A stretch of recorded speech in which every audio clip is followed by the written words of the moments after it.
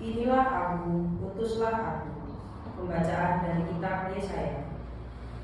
Pada tahun wafatnya Raja Uzia, aku melihat Tuhan duduk di atas tahta yang menjulang tinggi dan ujung jubahnya memenuhi bait suci. Para serafim berdiri di atas singgasana, masing-masing bersayap 6. Mereka bersaut-sautan, berseru, "Kudus, kudus, kuduslah Tuhan semesta alam. Seluruh bumi penuh kemuliaannya."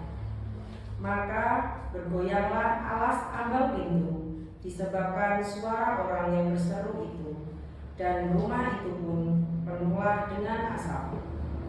Lalu kataku, "Celakalah aku binasa, sebab aku ini seorang yang najis bibir. Namun mataku telah melihat Sang Raja, yakni Tuhan semesta alam." Tetapi seorang di antara serafim itu terbang mendapatkan aku. Di tangannya ada bara api yang diambilnya dengan sempit dari atas mezbah. Ia menyentuhnya kepada mulutku serta berkata, "Lihat, ini telah menyentuh bibirmu, maka kesalahanmu telah dihapuskan dan dosamu telah diampuni."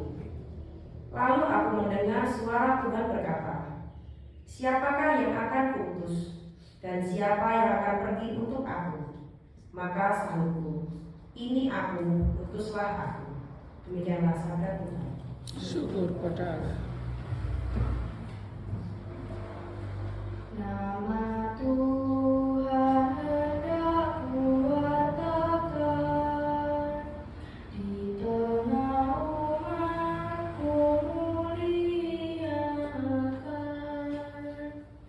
Nama Tuhan hendak kuatakan, di tengah umatku muliakan.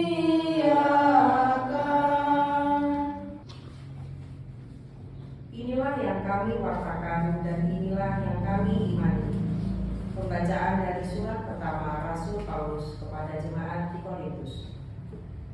Saudara-saudara, yang amat penting telah kusampaikan kepada kalian, yaitu apa yang telah kuterima sendiri, ialah bahwa Kristus telah wafat karena dosa-dosa kita sesuai dengan kitab suci, bahwa ia telah dimakamkan dan bahwa ia telah dibangkitkan pada hari yang ketiga sesuai dengan kitab suci, bahwa ia telah menampakkan diri kepada Kefas dan kemudian kepada ke-12 muridnya. Sesudah itu ia menampakkan diri kepada lebih dari 500 saudara sekaligus. Kebanyakan dari mereka masih hidup sampai sekarang, tetapi beberapa di antaranya telah meninggal. Selanjutnya ia menampakkan diri kepada Yakobus, kemudian kepada semua rasul, dan yang paling akhir dari semuanya ia menampakkan diri juga kepadaku, sama seperti kepada anak yang lahir sebelum waktunya. Sebab itu, baik aku maupun mereka, inilah yang kami wartakan dan inilah yang kalian imani. Demikianlah sabda Tuhan. Syukur pada Allah.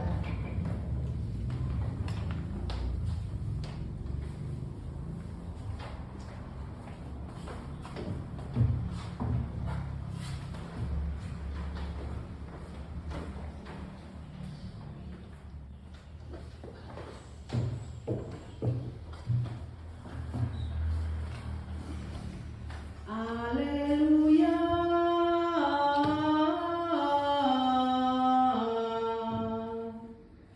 Haleluya.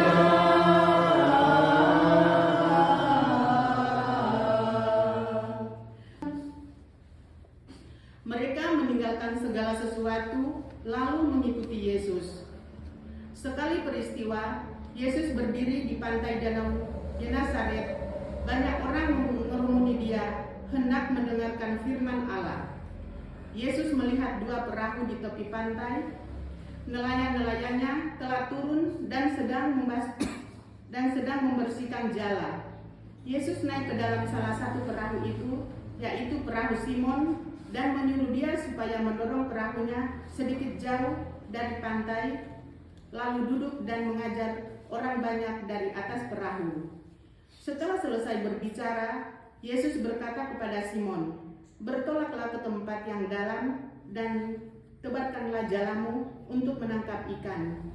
Simon menjawab, "Guru, telah sepanjang malam kami bekerja keras dan kami tidak menangkap apa-apa.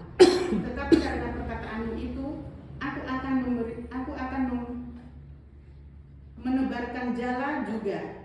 Setelah melakukannya, mereka menangkap sejumlah besar ikan sehingga jala mereka mulai koyak. Lalu mereka memberi isyarat kepada teman-temannya di perahu yang lain supaya mereka datang membantunya. Mereka pun datang lalu bersama-sama mengisi kedua perahu itu dengan ikan hampir tenggelam. Melihat hal itu, Simon Petrus pun sujud di depan Yesus dan berkata, "Tuhan, pergilah dari hadapanku karena aku ini seorang berdosa." Sebab Simon dan semua orang yang bersama-sama dengan dia takjub karena banyaknya ikan yang mereka tangkap.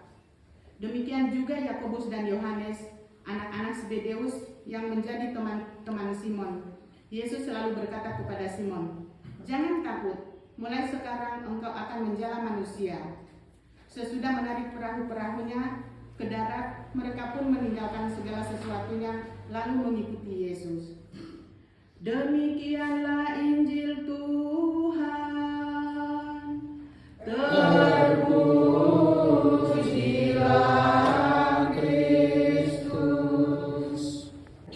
Bagi Bapa Suci, para uskup dan para imam yang terpanggil untuk menjadi penjala manusia, semoga mereka berani menghadapi gelombang-gelombang perubahan zaman yang penuh gejolak dan tetap mampu mewartakan Injil dengan tidak gentar. Marilah kita berdoa. Kabulkanlah doa kami ya Tuhan. Bagi para pemimpin masyarakat, semoga para pemimpin masyarakat bersatu hati untuk membawa seluruh masyarakat kepada kesejahteraan umum, lahir dan batin. Marilah kita berdoa. Kabulkanlah doa kami ya Tuhan.